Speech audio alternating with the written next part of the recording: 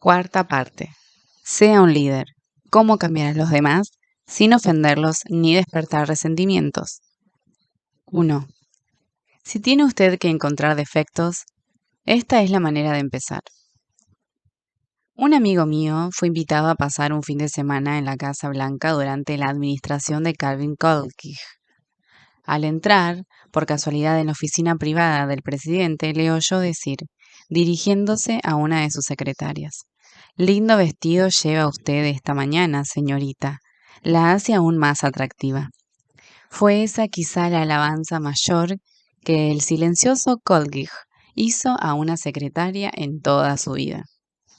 Resultó tan inesperada, tan inusitada, que la joven enrojeció confusa. Pero Coolidge manifestó enseguida: «No se acalore, lo he dicho solamente para que se sintiera contenta. En adelante desearía que tuviera algo más de cuidado con la puntuación». Su método probablemente pecaba por exceso de claridad, pero la psicología era espléndida. Siempre es más fácil escuchar cosas desagradables después de haber oído algún elogio. El barbero jabona la cara del hombre antes de afeitarlo, y esto es precisamente lo que hizo McCanlin en 1896 cuando era candidato a la presidencia.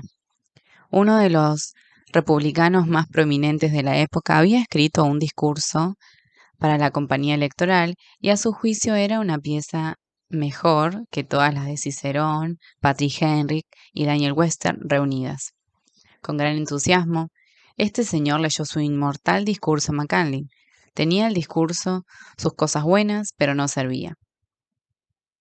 Despertaría una tormenta de críticas. McCanlin no quería herir los sentimientos del autor.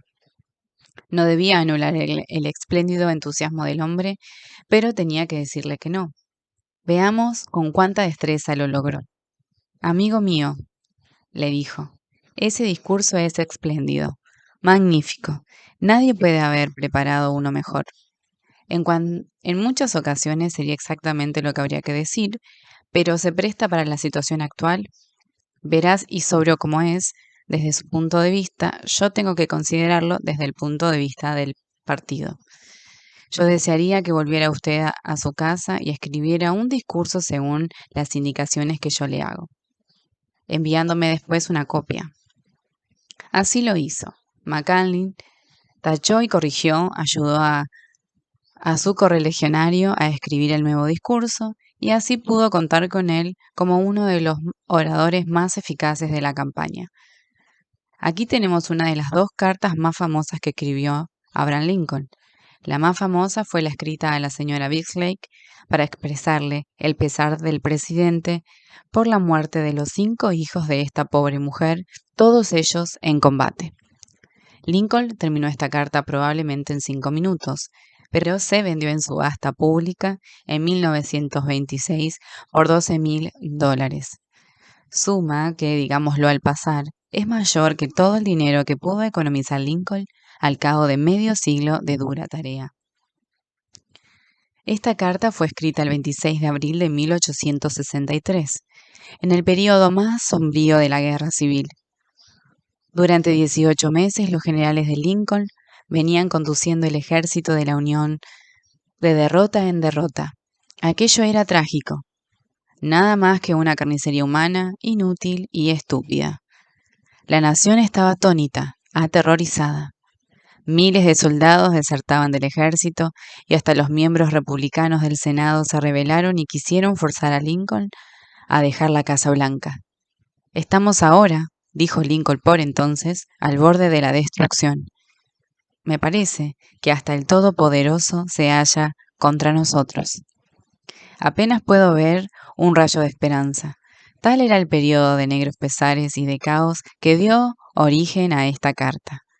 Voy a reproducirla aquí porque demuestra cómo trató Lincoln de cambiar a un turbulento general cuando la suerte de la nación podía depender de los actos de ese general.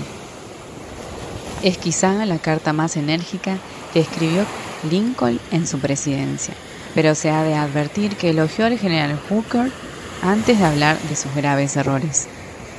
Sí, eran defectos muy graves, pero Lincoln no los llamaba así. Lincoln Era más conservador, más diplomático. Lincoln escribió solamente: hay ciertas cosas a cuyo respecto no estoy del todo satisfecho con usted. Eso es tacto y diplomacia. Aquí está la carta dirigida al mayor general Hooker. Yo lo he puesto al frente del ejército del Potomac. He hecho así, claro está. Por razones que me parecen suficientes, más creo mejor hacerle saber que hay ciertas cosas a cuyo respecto no estoy del todo satisfecho con usted. Creo que es usted un soldado valiente y hábil, cosa que naturalmente me agrada. También creo que no mezcla usted la política con su profesión, en lo cual está acertado. Tiene usted confianza en sí mismo, cualidades valiosa, sino indispensable. Es usted ambicioso, lo cual, dentro de límites razonables, hace más bien que mal.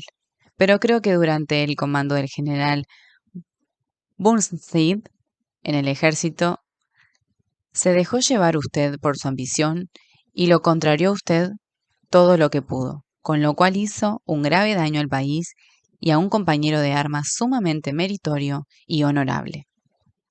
He escuchado en forma tal que debo creerlo, que ha dicho usted recientemente que tanto el ejército como el gobierno necesitan un dictador. Es claro que no fue por esto, sino a pesar de esto que le he dado el mando. Solo los generales que obtienen triunfos pueden erigirse en dictadores. Lo que pido ahora de usted es que nos dé triunfos militares y correré el riesgo de la dictadura. El gobierno le prestará apoyo hasta donde dé su capacidad, o sea, ni más ni menos de lo que ha hecho y hará por todos los comandantes. Mucho me temo que el espíritu que ha contribuido usted a infundir en el ejército, de criticar al comandante y no tenerle confianza, se volverá ahora contra usted. Yo lo ayudaré en todo lo que pueda, para acallarlo. Ni usted ni Napoleón, si volviera a vivir, obtendría bien alguno de un ejército en el que predomina tal espíritu. Pero ahora cuídese de la temeridad, cuídese de la temeridad, pero con energía y con constante vigilancia, marche usted adelante y denos victorias. Usted no es Colding, ni un McCallin, ni un Lincoln. ¿Quiere usted saber si esta filosofía le dará resultados en los contactos de los negocios diarios? Veamos. Tomemos el caso de W. P. Gove de la Ward Company, Filadelfia. La empresa Ward había conseguido un contrato para construir y completar un gran edificio de escritorios en Filadelfia para una fecha determinada. Todo marchaba como sobre rieles. El edificio estaba casi terminado, cuando de pronto el subcontratista encargado de la obra ornamental de bronce que debía adornar el exterior del edificio declaró que no podía entregar el material en la fecha fijada. Toda la obra paralizada, grandes multas y tremendas pérdidas por la falla de un hombre. Hubo comunicaciones telefónicas a larga distancia, discusiones, conversaciones acaloradas. Todo en vano.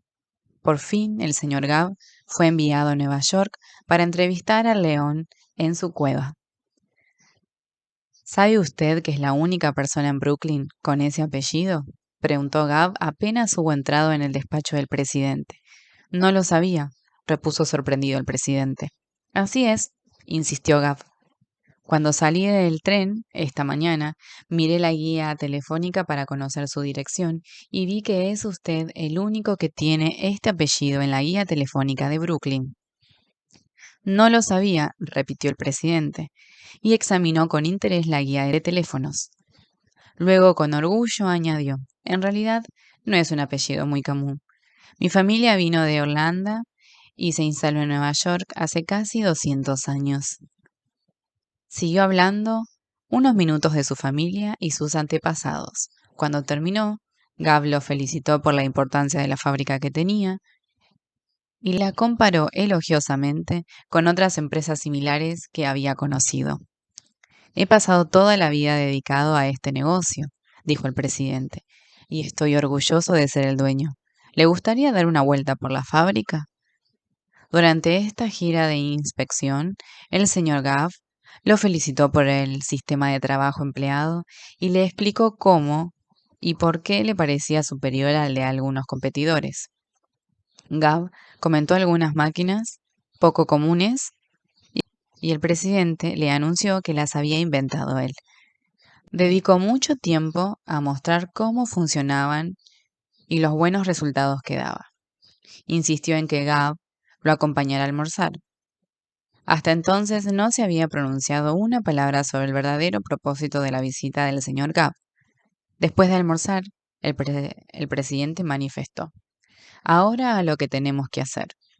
Naturalmente, yo sé por qué ha venido usted. No esperaba que nuestra entrevista sería tan agradable. Puede volver a Filadelfia con mi promesa de que el material para esa obra será fabricado y despachado a tiempo, aunque haya que retrasar la entrega de otros pedidos. El señor Gav consiguió lo que quería sin pedirlo siquiera. El material llegó a tiempo y el edificio quedó terminado el día en que expiraba el contrato para su entrega. ¿Habría ocurrido lo mismo si Gav hubiera usado el método de la brusquedad que se suele emplear en tales ocasiones? Dorothy Bruwensky, gerente de área del Federal Credit Union de Fort Mountain, Nueva Jersey, contó en una de nuestras clases cómo pudo ayudar a una de sus empleadas a producir más. Hace poco tomamos a una joven como cajera aprendiza. Su contacto con nuestros clientes era muy bueno. Era correcta y eficiente en el manejo de transacciones individuales. El problema aparecía al final de la jornada, cuando había que hacer el balance. El jefe de cajeros vino a verme y me sugirió con confianza que despidiera a esta joven. Está demorando a todos los demás por su lentitud en cerrar su caja. Se lo he dicho una y otra vez, pero no aprende, tiene que irse. Al día siguiente la vi trabajar rápido y a la perfección en el manejo de las transacciones cotidianas y era muy agradable en el trato con los demás empleados. No me llevó mucho tiempo descubrir por qué tenía problemas en el balance. Después de cerrar las puertas al público, fui a hablar con ella. Se la veía nerviosa y deprimida. La felicité por su espíritu amistoso y abierto con los demás empleados, así como por la corrección y la velocidad con que trabaja. Después le sugerí que revisáramos el procedimiento que usaba para hacer el balance del dinero en su caja. No bien comprendió que yo confiaba en ella, siguió mis sugerencias y no tardó en dominar sus funciones. Desde entonces no hemos tenido ningún problema con ella. Empezar con elogios es hacer como el dentista que empieza su trabajo con novocaína. Al paciente se le hace todo el trabajo necesario, pero la droga ya ha insensibilizado al dolor, de modo que un líder debe usarla. Regla 1. Empiece con elogio y aprecio sincero. Cómo criticar y no ser odiado por ello. Charles Schwab pasaba por uno de sus talleres metalúrgicos un mediodía cuando se encontró con algunos empleados fumando. Tenían sobre las cabezas un gran letrero que decía prohibido fumar, pero Schwab no señaló el letrero preguntando: ¿No saben leer? No, señor. Se acercó a los hombres, entregó a cada uno un cigarrillo y dijo: Les agradeceré mucho, amigos, que fumen esto fuera. Ellos no ignoraron que él sabía que habían desobedecido una regla y lo admiraron porque no decía nada al respecto. Les obsequiaba y los hacía sentir importantes. No se puede menos que querer a un hombre así, ¿verdad? John Wanamaker empleaba la misma táctica. Todos los días solía efectuar una gira por su gran tienda de Filadelfia. Una vez vio a una clienta que esperaba junto a un mostrador. Nadie le prestaba la menor atención. Los vendedores estaban reunidos en un grupo al otro extremo del mostrador, conversando y riendo. Wanamaker no dijo una palabra. Se colocó detrás del mostrador, atendió personalmente a la mujer y después entregó su compra a los vendedores para que le hicieran envolver y siguió su camino. A los funcionarios públicos se les suele criticar por no mostrarse accesibles a sus votantes. Son gente ocupada y el defecto suele estar en empleados sobreprotectores que no quieren recargar a sus jefes con un exceso de visitantes. Carl Langford, que fue alcalde de Orlando, Florida, donde se encuentra Disney World, durante muchos años insistió en que su personal permitiera que la gente que fuera a verlo pudiera hacerlo. Decía tener una política de puertas abiertas y aún así los ciudadanos de su comunidad se veían bloqueados por secretarias y empleados cada vez que querían verlo. Al fin el alcalde encontró una solución. Sacó la puerta de la oficina, sus ayudantes comprendieron el mensaje y el alcalde tuvo una administración realmente abierta al público desde que derribó simbólicamente la puerta. El mero cambio de una pequeña palabra puede representar la diferencia entre el triunfo y el fracaso en cambiar a una persona sin ofenderla o crear resentimientos. Muchos creen eficaz iniciar cualquier crítica con un sincero elogio seguido de la palabra pero y a continuación la crítica. Por ejemplo, si se desea cambiar la actitud descuidada de un niño respecto de sus estudios, podemos decir: estamos realmente orgullosos de ti, Johnny, por haber mejorado tus notas este mes. Pero si te hubieras esforzado más en álgebra, los resultados habrían sido mejores todavía. Johnny se sentirá feliz hasta el momento de oír la palabra pero. En ese momento cuestionará la sinceridad del elogio, que le parecerá un truco para poder pasar de contrabando a la crítica. La credibilidad sufrirá y probablemente no logremos nuestro objetivo de cambiar la actitud de Johnny hacia sus estudios. Esto podría evitarse cambiando la palabra pero por y. Estamos realmente orgullosos de ti, Johnny, por haber mejorado tus notas este mes, y si sigues esforzándote, podrás subir las notas de álgebra al nivel de los demás. Ahora sí, Johnny podrá aceptar el elogio porque no hubo un seguimiento con crítica. Le hemos llamado indirectamente la atención sobre la conducta que queríamos cambiar y lo más seguro es que se adecuará a nuestras expectativas. Llamar la atención indirectamente sobre los errores obra maravillas sobre personas sensibles que pueden resentirse ante una crítica directa. Mark Jacob, de Woonsocket, Rhode Island, contó en una de nuestras clases cómo convenció a unos desprolijos obreros de la construcción de que hicieran la limpieza al terminar el trabajo mientras construían una adición en su casa. Durante los primeros días de trabajo, cuando la señora Jacob volvía de su oficina, notaba que el patio estaba cubierto de fragmentos de madera. No quería ganarse la enemistad de los obreros, que por los demás hacían un trabajo excelente. De modo que cuando se marcharon, ella y sus hijos recogieron y apilaron todos los restos de madera en un rincón. A la mañana siguiente llamó aparte al capataz y le dijo: «Estoy realmente contenta por el modo en que dejaron el patio anoche. Así de limpio y ordenado, no molestará a los vecinos». Desde ese día los obreros recogieron y apilaron los restos de madera y el capataz se acercaba todos los días a la dueña de casa buscando aprobación por el orden que habían hecho el día anterior. Una de las áreas de controversia más áspera entre los miembros de la Reserva de las Fuerzas Armadas y los oficiales regulares es el corte de pelo. Los reservistas se consideran civiles, cosa que son la mayor parte del tiempo, y no les agrada tener que hacerse un corte militar. El sargento Harley Kaiser, de la Escuela Militar 542, se vio ante este problema al trabajar con un grupo de oficiales de la reserva sin destinos. Como veterano sargento, la norma en él habría sido ahullarse a las tropas y amenazarlas. En lugar de eso, prefirió utilizar un enfoque indirecto. «Caballeros», comenzó, «ustedes son líderes, y el modo más eficaz de practicar el liderazgo es hacerlo mediante el ejemplo. Ustedes deben ser un ejemplo que sus hombres quieran seguir. Todos saben lo que dicen los reglamentos del ejército sobre el corte de pelo.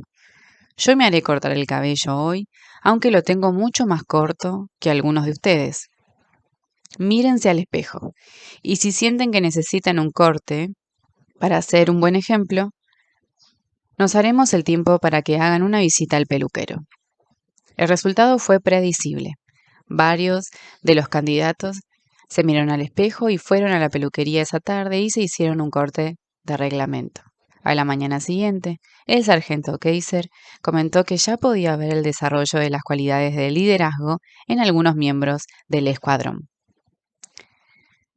El 8 de marzo de 1887 murió el elocuente Henry Wall Beecher. Al domingo siguiente, Liam Abbott fue invitado a hablar desde el púlpito vacante por el deceso de Beecher. Ansioso de causar buena impresión, Abbott escribió, corrigió y pulió su sermón con el minucioso cuidado de un Flaubert. Después lo leyó a su esposa. Era pobre, como lo son casi todos los discursos escritos. La esposa, si hubiera tenido menos cordura, podría haber dicho, Liam, eso es horrible, no sirve para nada. Harás dormir a los fieles. Parece un artículo de una enciclopedia. Al cabo de tantos años de predicar, ya deberías saber de estas cosas. Por Dios, ¿por qué no hablas como un ser humano? ¿Por qué no eres natural? No vayas a leer este discurso. Eso es lo que pudo decirle. Y si así hubiera hecho, ya se sabe lo que habría ocurrido. Y ella también lo sabía. Por eso se limitó a señalar que aquel discurso podría servir como un excelente artículo para una revista literaria. En otras palabras, lo ensalzó y al mismo tiempo sugirió sutilmente que como discurso no servía. Liam Abbott comprendió la indicación, desgarró el manuscrito tan cuidadosamente preparado y predicó sin utilizar notas siquiera. Una eficaz manera de corregir los errores de los demás es, regla 2, llame la atención sobre los errores de los demás indirectamente.